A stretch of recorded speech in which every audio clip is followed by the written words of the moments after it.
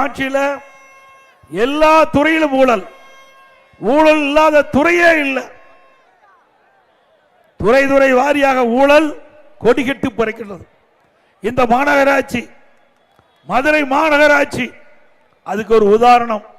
இங்க இருக்கின்ற மக்கள், மாநகராட்சியில் இருக்கின்ற மக்கள் தங்களுடைய சொத்து வரி, அதாவது வீட்டு வரி செலுத்துகின்றீர்கள், கடை வரி செலுத்துகின்றீர்கள், குடிநீருக்கு அந்த கட்டணம் செலுத்துகின்றீர்கள், போதாததுக்கு குப்பைக்கும் வரி செலுத்துகின்றீர்கள்.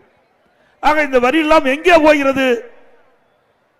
தனியார் நபருக்கு போய்கொண்டிருக்கிறது. தனியார் நபர் என்றால் யார்? திமுக கட்சி சேர்ந்த அந்த பொறுப்புல இருக்கின்ற, மாநகராட்சி இருக்கிற பொறுப்புல இருக்கின்றவர்களுக்கு சென்று கொண்டிருக்கின்றது. இன்றைக்கு ஆளுங்கட்சி திமுக, ஆளுங்கட்சி மேயர், மதுரை மேயர் திமுக கட்சி சேர்ந்தவர். இங்கே ஊழல் நடைபெற்றது, முறைகேடு நடைபெற்றதாக ஆளுங்கட்சி சேர்ந்த திமுகவை கண்டுபிடித்து கிட்டத்தட்ட 5 மண்டல தலைவர்கள் இன்றைக்கு ராஜினாமா செய்திருக்கின்றார்கள். அப்படி என்றால் ஊழல் எவ்வளவு பெரிதாக இருக்கிறது என்பதை நீங்கள் எண்ணி பாருங்கள். சுமார் 200 கோடி இந்த மாநகராட்சியிலே வரி வசூல் மட்டும் நடந்திருக்கின்றது. அது மட்டுமல்ல, 2 குழு தலைவர்கள் அவர்கள் ராஜினாமா செஞ்சிருக்கிறாங்க.